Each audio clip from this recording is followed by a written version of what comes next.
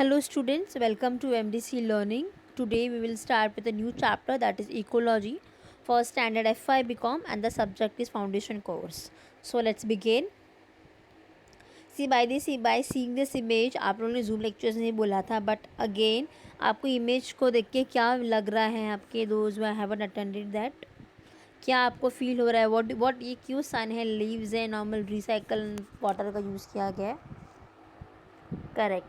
Normally इसमें हम लोग we are saying we want to save all such things, save our environment is going into a very very strong test. हम लोग actually में test खेल रहे हैं हमारे environment, just we are checking out कैसा हमारा इन्वायरमेंट डील कर रहा है.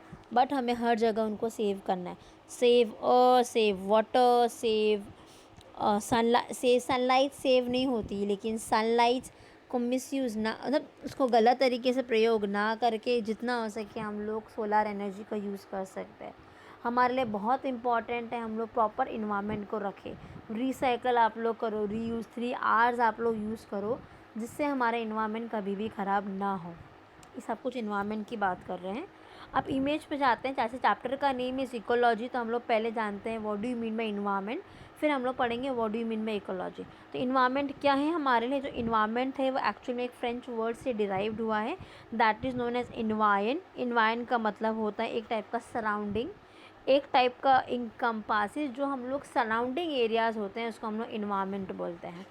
करेक्ट. इन्वायरमेंट बहुत ज़्यादा इंपॉर्टेंट चीज़ है आज के टाइम पे. अगर हम लोग देखें कि जो हमारा आसपास का सराउंडिंग प्रॉपर तरीके से ऑर्गेनाइज्ड है, मतलब प्रॉपर तरीके से you are getting air, water, fresh air, a very good purified water, proper अच्छा लैंड है, नेचुरल सब चीज़ें हो रही, तो डेफिनेटली आपका इन्वायरमेंट फ्री है. अगर ये सब चीज़ें प्रॉपर नहीं हो रही तो डेफिनेटली हमारे इन्वायरमेंट में कोई ना कोई परेशानी है.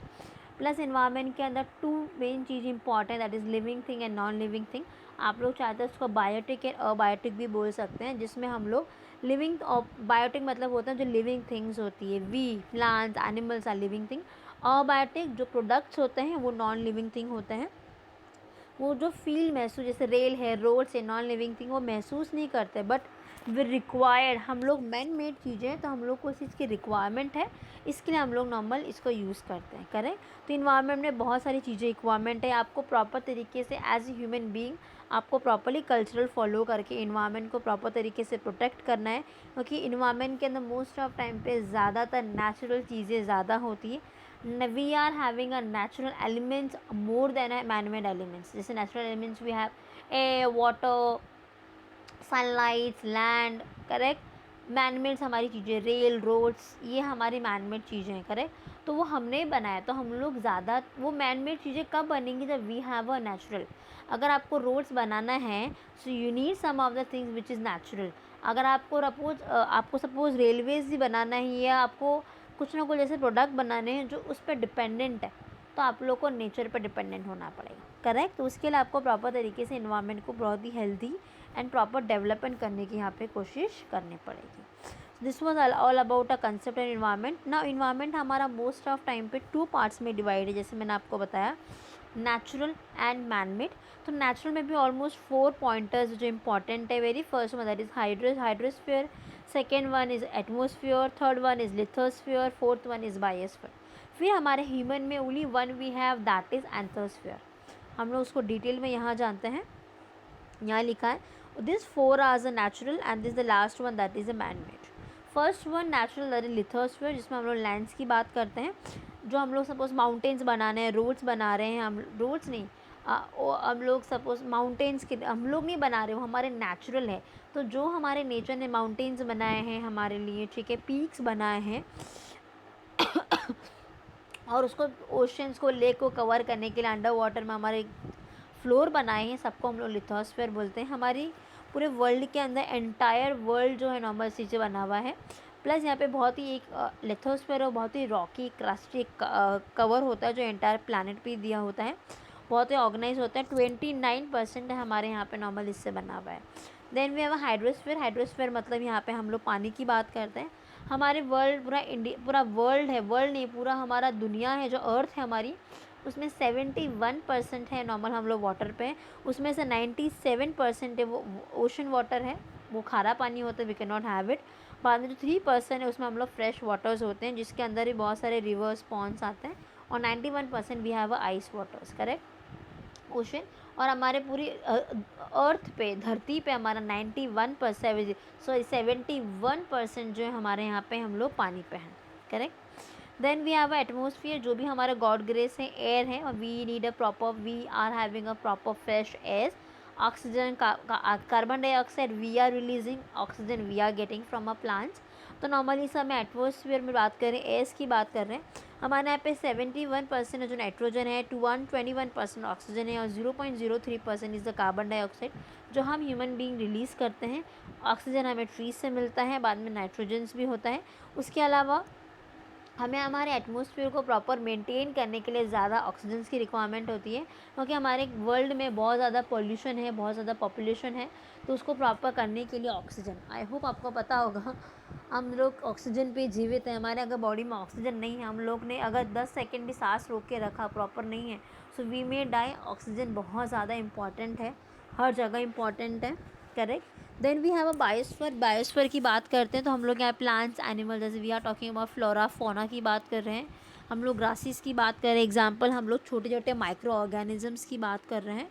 ऐसी चीज़ें जो हमारे प्रोडक्ट, हमारी चीज़ को बनाने के लिए, हमारे हेल्दी इन्वायरमेंट के लिए रिक्वायरमेंट होती है। तो बायोस्फीयर एक नॉर्मल, जो हमारे बायोलॉजिस्ट होते हैं, जिसको हम लोग साइंटिफिक वे में, आप लोगों ने बायोलॉजी पढ़ाएगा, वो सब चीज़ों में वो लोग डील करते हैं। दे आर जस्ट थिंकिंग कौन सा ऐसा माइक्रो ऑर्गेनिजम्स आए हैं जो हेल्थ, देखो बहुत से माइक्रो ऑर्गेनिज्म हेल्दी भी होते हैं। जैसे सपोज आप डोसा बना रहे हैं, तो उसको फ्रेगमेंट करने के लिए, उसको आई थिंक हम लोग हिंदी में उसको बोलते हैं उठाव के लिए, हम लोग को छोटे छोटे बैक्टीरियाज़ की ज़रूरत होती है जो हेल्दी होते हैं। और बहुत से बैक्टीरियाज़ एंड वायरसेस जो अनहेल्दी है, जैसे वायरस है, अभी we have a corona virus, वो वायरस है, we can not see it from a naked eyes, हम उसको देख नहीं सकते हैं, बट हमारे आसपास वो है। हम लोग विद वो हम लोग एयर से, वाटर से बहुत ज़्यादा उसमें कॉन्टामिनेटेड होते हैं, मतलब हम लोग बहुत जल्दी से इन्फेक्ट करता है, करेक्ट। तो बायोस्फीयर भी हमारे वो नेचुरल है, हमने बनाया नहीं है, और बहुत से लोग जैसे बिलीव करते हैं कैसे बनाया और कैसे आए हैं, दैट इज़ देयर केस। लेकिन ये सब चीज़ें हम लोग को बहुत सोच समझ के इन्वायरमेंट पर रखनी चाहिए।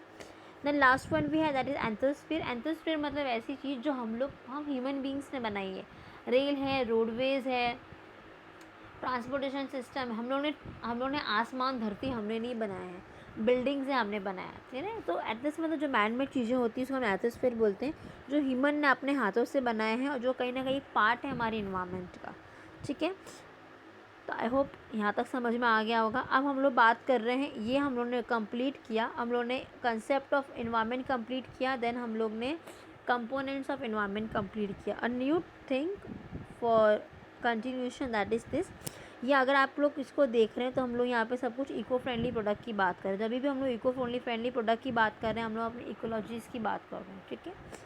अब ध्यान देते हैं इकोलॉजी एक्चुअल में है का जैसे हमारे यहाँ पे इन्वायरमेंट फ्रेंच वर्ड से डिराइव्ड हुआ है, इकोलॉजी हमारा जर्मन है, ग्रीक वर्ड से डिवाइड हुआ है। उसका मतलब होता है ऑइकस। ऑइकस का मतलब एक प्लेस ऑफ अ लिविंग और a place of a logos, जहाँ पे सब चीज़ें जीवित होती हैं, करेक्ट। उससे हमारी इकोलॉजी बनाए, और जो पीपल इकोलॉजी को पढ़ते हैं, सीखते हैं, उसको हम लोग इकोलॉजिस्ट बोलते हैं। जो जैसे बहुत से लोग बायोलॉजी पढ़ रहे हैं तो वो नॉर्मल बायोलॉजिस्ट होते हैं, वो नॉर्मली साइंटिफिक या साइंस वर्ड्स है। तो जो पर्सन इकोलॉजी के बारे में कुछ पढ़ रहे हैं वो इकोलॉजिस्ट होते हैं, और वो एक एक चीज़ों के बारे में, ह्यूमन साइंस के ऊपर, animal, flora, fauna, micro organism, सब कुछ डिटेल में वो पढ़ते हैं, देखते हैं उसमें कुछ नया तो नहीं है, इसमें कुछ पुराना तो नहीं है, क्या इंक्लूडेड है, या कौन सा बेनिफिट्स है, कौन सा बिल्कुल बेनिफिट्स नहीं है, वो सब कुछ चीज़ें होती हैं, वो इकोलॉजिस्ट नॉर्मली उसमें डील करते हैं, वो स्टडी करते हैं उस सब चीज़ों के ऊपर, ठीक है। फिर आता है we have a light types of ecology जो डील होती है। So the very first one is global ecology, जब हम लोग ग्लोबल के ऊपर डील करते हैं, अर्थ के ऊपर हम लोग जानते हैं। Second we have landscape ecology, हम लोग मटेरियल जो एनर्जी से बनता है, मटेरियल्स में लैंडस्केप की जो होती है वो हम लोग पढ़ते हैं। इकोसिस्टम इकोलॉजी, उसमें हम लोग रिसर्च करते हैं कैसे हमारे एनिमल इंटरेक्ट कर सके, कैसे लिविंग थिंग और नॉन लिविंग थिंग को स्टडी करते हैं।